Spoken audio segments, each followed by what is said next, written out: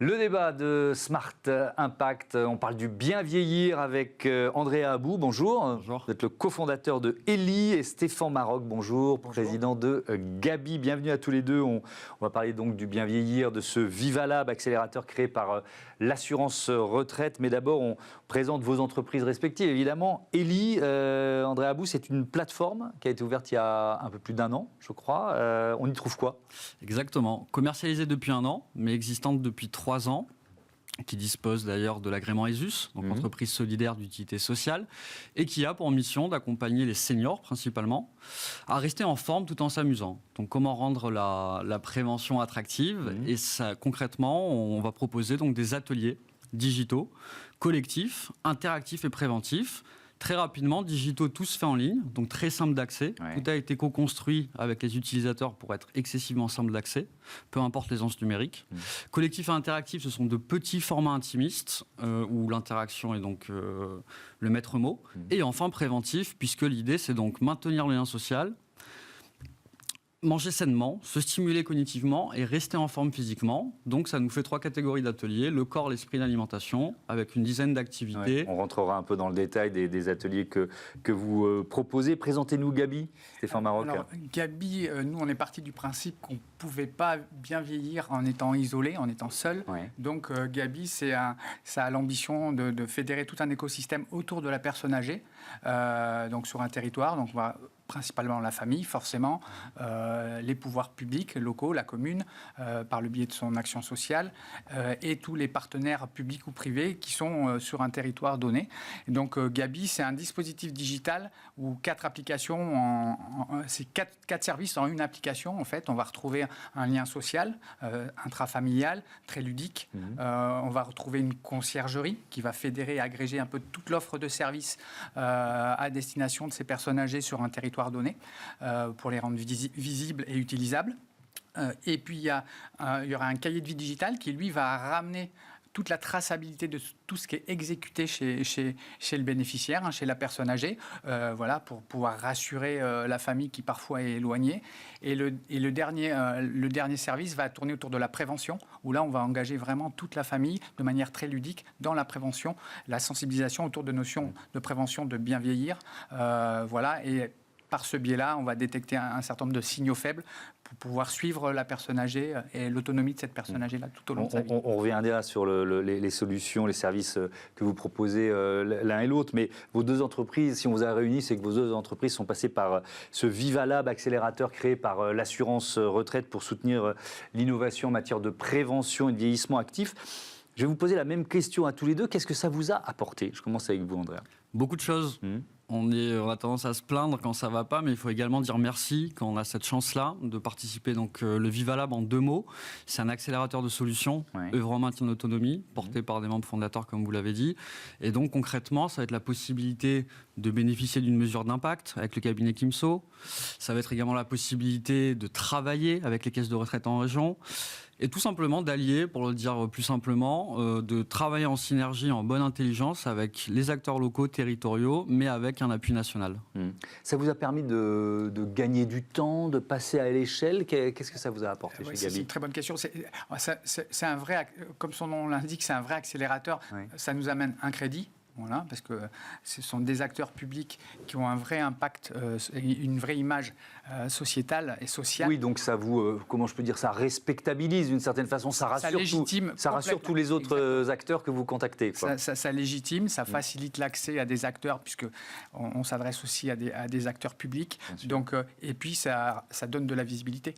Donc, donc c'est forcément un accélérateur. C'est pas une colle, mais ça, quand on parle d'autonomie, ça concerne combien de Français qui sont en perte d'autonomie aujourd'hui ou qui flirtent avec la perte d'autonomie ? C'est peut-être pas si facile de répondre à la question. 1,4 million de 1,4 million, ça aujourd'hui, pour passer à 1,6 million de plus de 60 ans en perte d'autonomie d'ici quelques années. Perte d'autonomie. Oui, c'est-à-dire qu'ils sont non autonomes. Oui, on est vraiment dans la perte d'autonomie. On n'est même pas dans la phase précédente. Et alors, vous parliez d'isolement, en fait, c'est ça, c'est contre ça que vous luttez principalement. Oui, nous on va essayer de s'adresser le plus tôt possible aux personnes, c'est-à-dire dès qu'ils rentrent à l'âge de la retraite, à partir de 65 ans, c'est là qu'on veut les accompagner le plus longtemps possible.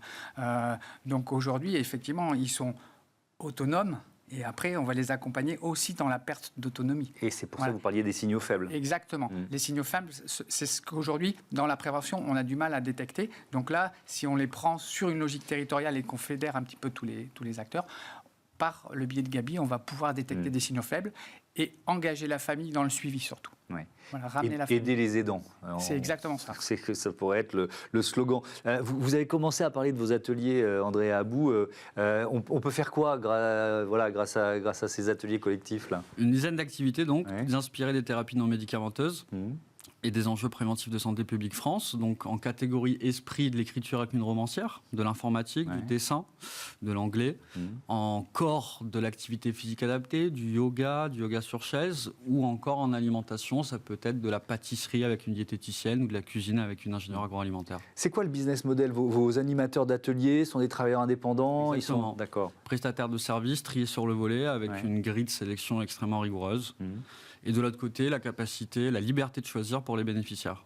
Vous avez signé une convention avec les caisses d'assurance retraite, c'est ce que vous évoquiez tout à l'heure, je crois, au moins dans 2 régions, Sud-Est et Normandie, c'est ça? Absolument. Alors, on revient à cette notion peut-être de crédit, comme vous le disiez. Qu'est-ce que ça vous apporte, ça? Peut-être du business, déjà, tout simplement. Clairement, une synergie. Et donc, aujourd'hui, très concrètement, dans le cadre de certains plans d'aide, Ellie est référencé et donc peut-être prescrit avec une prise en charge financière à un bénéficiaire auquel l'évaluateur pense bon de participer à l'une de nos activités.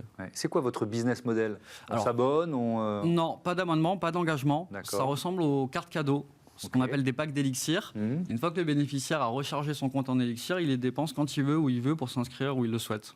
D'accord, c'est pas un abonnement? Non. Ok, très bien. Et votre modèle économique chez Gabi, c'est quoi? Nous, en revanche, c'est une souscription. C'est un abonnement souscrit par la famille. Voilà, parce que nous, aujourd'hui, on se tourne vers la famille. C'est la famille qu'on cherche à rapprocher, à réengager dans le suivi de son proche. Donc, c'est un abonnement. On est agréé service à la personne, puisque le cahier de vie digital dont je parlais tout à l'heure est un service de coordination. Donc, à partir de là, il bénéficie d'un crédit d'impôt de 50% sur la souscription, ce qui en fait un prix très, très modique, en fait. Vous êtes en France, mais vous êtes aussi dans plusieurs pays étrangers? Oui, on est allé au départ dans des pays où la prévention était un sujet essentiel, vital, pour la simple et bonne raison, c'est que le curatif est très, très, très cher dans ces pays-là. Je pense aux États-Unis. Voilà, on parle du même pays. Donc aujourd'hui, c'est un gros terrain d'expérimentation et de validation de l'approche de prévention, notamment autour de la partie de la conciergerie. Si on reparle de santé publique, André Abou, l'importance de la prévention, c'est-à-dire que l'argent que la puissance publique va dépenser en matière de prévention, c'est de l'argent qu'elle ne dépensera pas, évidemment, en soins plus tard? Exactement. C'était les mots de notre ancien ministre, M. Braun. 1 euro aujourd'hui en prévention, c'est 2 euros d'économiser demain. Et il n'y a pas d'âge pour commencer à prendre soin de soi. Donc, tout l'enjeu chez Ellie, c'est d'engager les participants dans des parcours de prévention de manière ludique. Comment vous aidez les aidants? Je reviens à cette question. Parce qu'il y a un moment où on se retrouve... Alors là, je ne parle pas de la première phase. Je parle quand on est après les signaux faibles et on se retrouve vraiment avec quelqu'un qui est en état de perte d'autonomie ou d'isolement. Parce que l'aidant lui-même, il se sent souvent démuni. Alors, nous, on va suivre à la fois le bénéficiaire et l'aidant. Parce que lui peut être aussi en situation de glissement lié à l'accompagnement. Surtout quand des pathologies comme l'Alzheimer se déclarent, etc. Donc, aujourd'hui, quand l'autonomie est déclarée chez donc le bénéficiaire qui est accompagné, l'aidant, lui, on va le rassurer. Parce que souvent, aujourd'hui, si c'est l'enfant, il est actif encore. Donc, sur son smartphone, il va pouvoir suivre en temps réel ce qui se passe au domicile.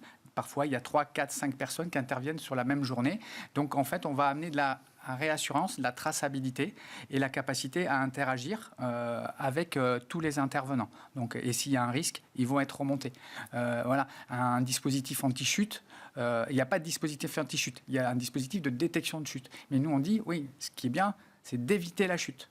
Voilà. Donc aujourd'hui, on travaille beaucoup avec les ergothérapeutes dans le cadre de la conciergerie. Il faut aussi faire connaître ces métiers-là. Donc c'est le rôle de Gabi de rendre visibles tous ces types de services-là qui sont en préventif et qui peuvent prolonger la durée de vie. C'est quoi votre atelier vedette, celui qui est le plus demandé, s'il y en a un? Écoutez, l'informatique, avec des modules plus originaux. Alors, on sait faire également les arnaques et sécurité, comment s'en prémunir, les réseaux sociaux, mais aussi introduction à ChatGPT. puisque finalement, c'est dans notre philosophie de ne pas stigmatiser, de rendre accessibles tous les sujets. Mais je pourrais aussi très bien parler de la pâtisserie ou de la cuisine. Tant que les ateliers sont au catalogue, c'est qu'ils trouvent leurs bénéficiaires. Merci beaucoup. Merci beaucoup à tous les deux d'être venus présenter vos entreprises et donc ce Vivalab accélérateur créé par l'assurance retraite. On passe à notre rubrique Startup tout de suite.